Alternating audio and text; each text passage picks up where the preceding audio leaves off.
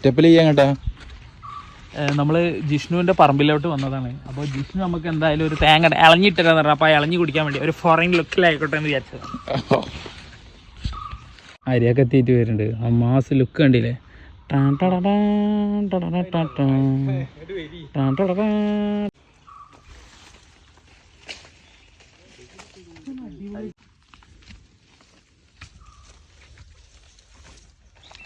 അപ്പൊ ചങ്ങായിമാരെ, അപ്പൊ കയറാൻ അറിയാത്തവർക്ക് തെങ്ങുമ്പോ കയറാൻ അറിയണ ഒരു പുതിയ ട്രിക്ക് കണ്ടാ.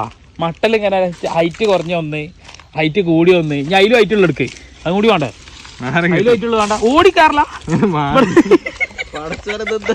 ഇത് ഇവിടുന്ന് ഓടി കയറല.